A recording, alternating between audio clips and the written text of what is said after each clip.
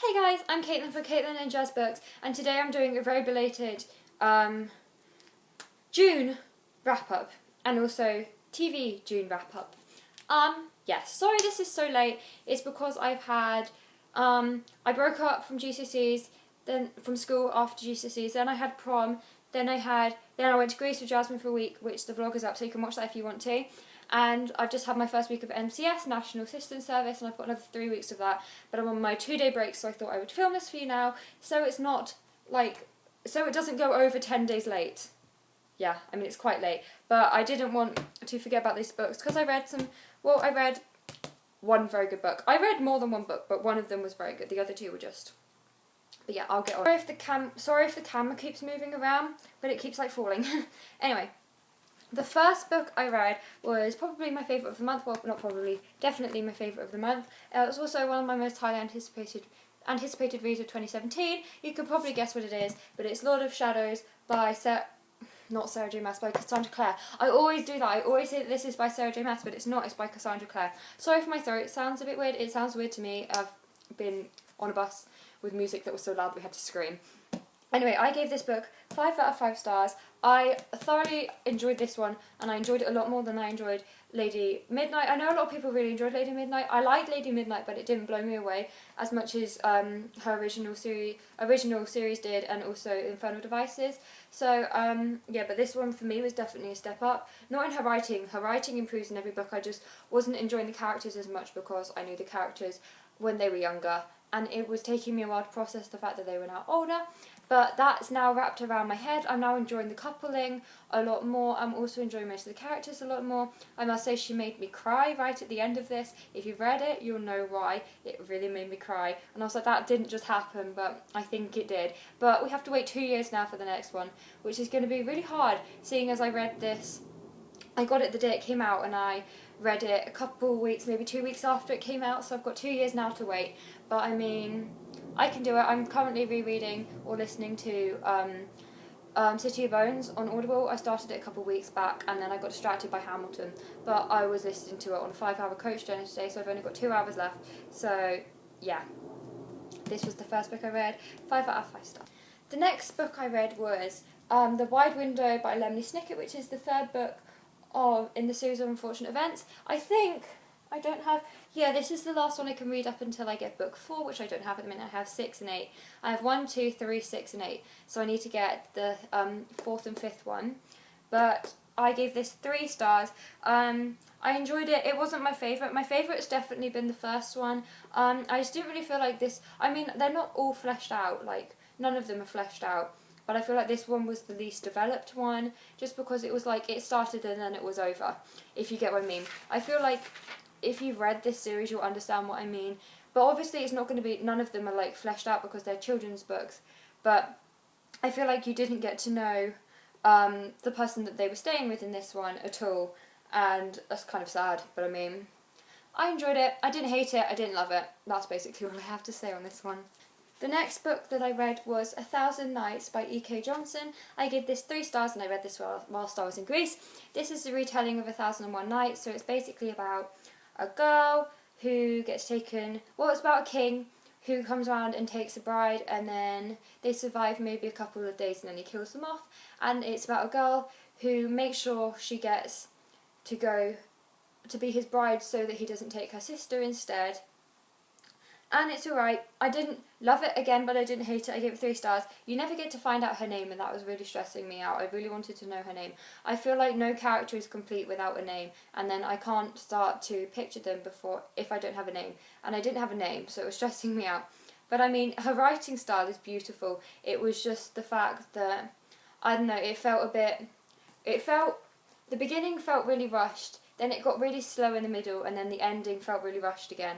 And I do think that there's a second one. I think the second one might be called Kingdom of Sleep. Yeah, I think it is this one. Yeah, it is. So I might pick it up and just see what it's like, but I don't know. Anyway, yes, I gave this 3 stars. And then the last book I only half read. Well, I didn't half read. I got to page 76. And then I went on holiday to Greece, and I didn't want to bring this book with me because I didn't want to ruin it, because it is beautiful. And then I haven't had a chance to pick it up since, but I'm reading it again now. And that is Shatter Me by Tahir Muffy, which is about a girl called Juliet who's locked up in this prison for like a mental asylum, because her touch can kill, her touch is lethal, and that's about as much as I've gotten so far. I feel like whenever people talk about this, they never give a summary, because I never knew what it was like. It's this book and then The Raven Cycle. I feel like those two series or trilogies or whatever, and people never give a summary for it because they just assume that people know what it is. But I never knew what this was about, but now I do. And I'm liking it so far. Again, her writing style is beautiful.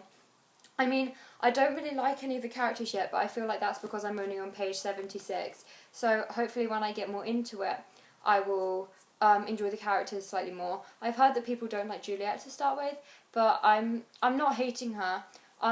People say that she's very she complains a lot and that she's stuck up, if you get what I mean. But I'm not getting that vibe from her just yet, but I might do after a while. We'll find out. So yeah, this is the fourth one, which I partly read. TV favourites. So the first one I've got is The Vampire Diaries. I'm only on season 2, so please don't spoil anything for me. I'm at the end of season 2. But I really like this. I started watching it a couple months ago, and then I got sidetracked by Riverdale and 13 Reasons, and then GCSEs, and then I got sidetracked basically. Like I just got sidetracked then. But I started rewatching it again, and I watched about 10 episodes this month, and I really like it. I really like Stefan, I really like Damon, I really like Elena, I really like Catherine, I like Catherine. I really like, oh my gosh, what's her name? Blonde one. Caroline. I like Bonnie. I like them all really.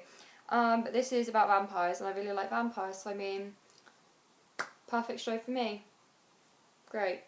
My voice really hurts. It's why it's really high. It's like injured. The second programme that I've been really loving this month is The Handmaid's Tale, which is on a BBC programme at the minute, and I really like this. I'm not quite caught up. I've got about 3 episodes, maybe 2 or 3 episodes behind, because I was on holiday and then NCS, as I've mentioned before.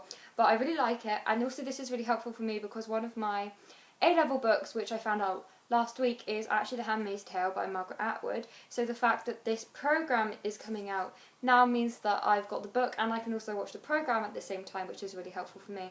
But I really like the programme, I like the characters, I like the filming, I like the plot, and I'm very excited to read the book. The programme is not something that I just started watching this month. I started watching this programme about 3.5 years ago, but it finished this month, and that was Pretty Little Liars.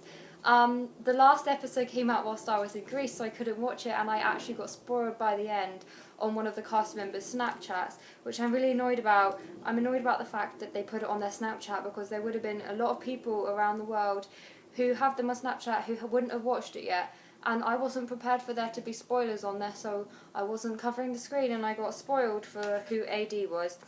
But I'm very annoyed about that. I'm thinking of doing a review of Pretty Little Liars programme as a whole, so let me know down below if you want that.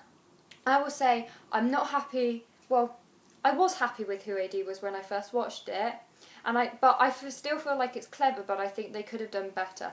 But I know a lot of people didn't like the ending, but I loved the ending. I thought the ending, I had 2 ideas for what I wanted the ending to be like, and they did one of them.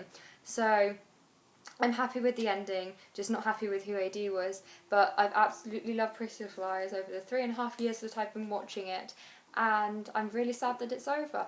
But now I'll just have to find a new programme to be obsessed with, or rewatch it multiple times, which I've already done. I've watched it all about 3 times already, so I mean, I'm pretty, well, I know quite a lot about it. Anyway, yes, that's my book wrap-up and my TV show wrap-up for the month of June.